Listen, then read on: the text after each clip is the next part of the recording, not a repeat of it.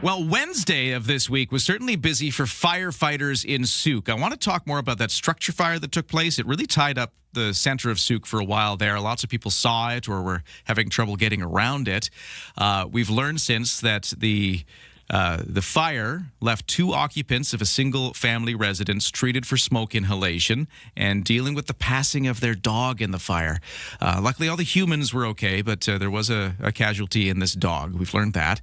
Meanwhile, there was a second brush fire that broke out on Otter Point Road in the same hour back on Wednesday, and there are some signs that that one was caused by spontaneous combustion of organic materials. So lots to go over here as we try to piece together how this all went on Wednesday.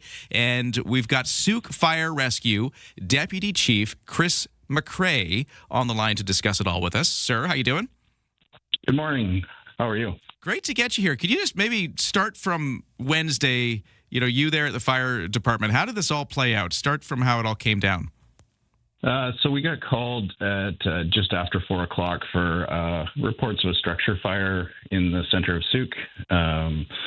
Crews responded to find a structure fire on Felton Lane, which is just a private road just off of the center of Sooke there by Home Hardware.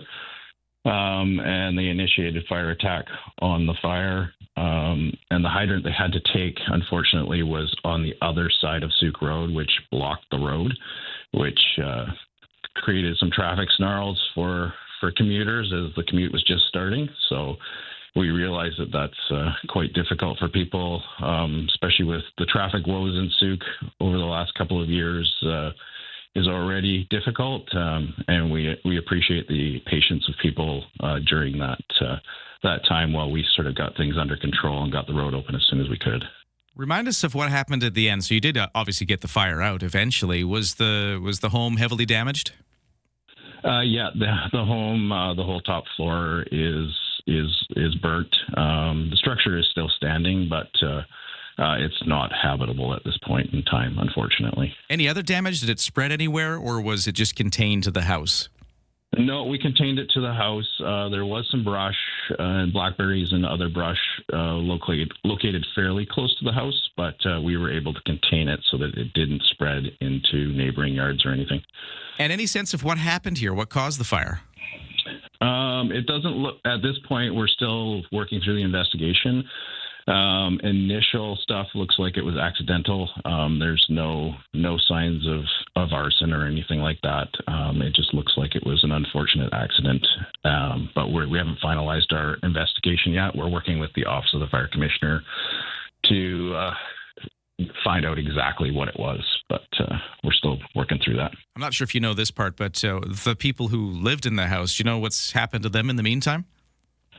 Right now, our emergency social services group has been working with them to provide some supplies for them temporarily until they find an alternate place to live. I'm not sure exactly where they are at this point in time, but we are trying to help them as best we can. Now, at the same time you're dealing with this on Wednesday, this is that house fire again, kind of right in the center of Sooke. At around the same time, another fire breaks out. This is a brush fire off of Otter Point Road. How did you manage to deal with all that? Because I know that you've already got your resources committed to one thing. What do you do in a case like that? Yeah, it was certainly very challenging having a second fire break out. Thankfully, some of our off-duty firefighters had responded slightly later and were at the station waiting to deploy resources to the structure fire. So I was able to send them to start initial attack on that. And thankfully, we have really good mutual aid partners with Otter Point, Machosen, and East Sooke.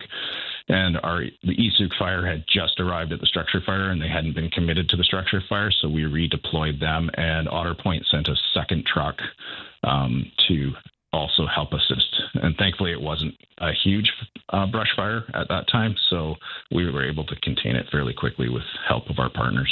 And my understanding is the cause of that one, the brush fire one, is being attributed to the spontaneous combustion of organic material. Can you explain how that works? What's that about? So it looks to have been a couple of bags of grass clippings.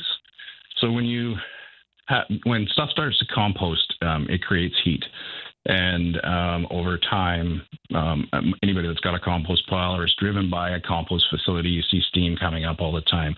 So there's heat, which is part of that process of breaking down materials.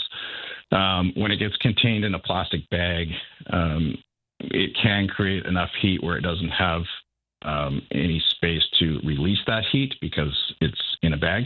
It seems to be that's what happened there is those bags were piled up. They created enough heat where they started on fire and I think that's right into the brush. I think that's a really good thing just to sort of point out to people around this time of year as we get hot and wildfire and brush fire risks are getting higher. Maybe be careful of those bags of grass clippings. Yeah, definitely. It's better to leave it in an open compost bin.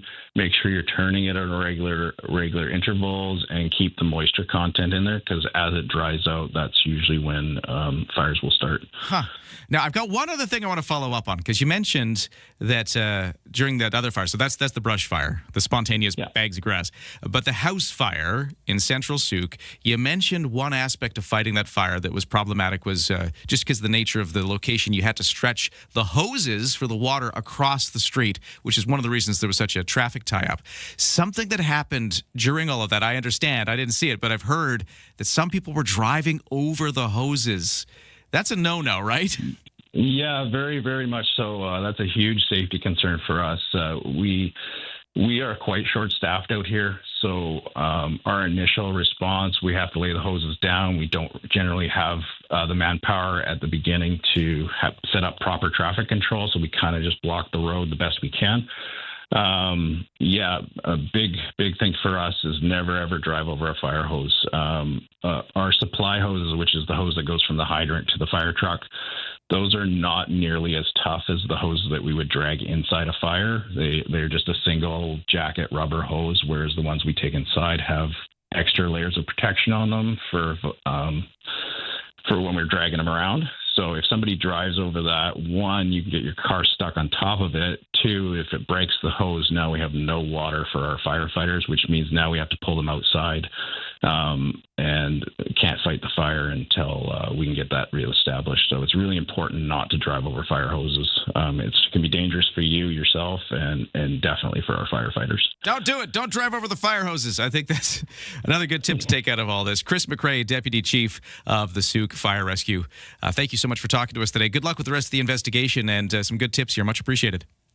Thank you.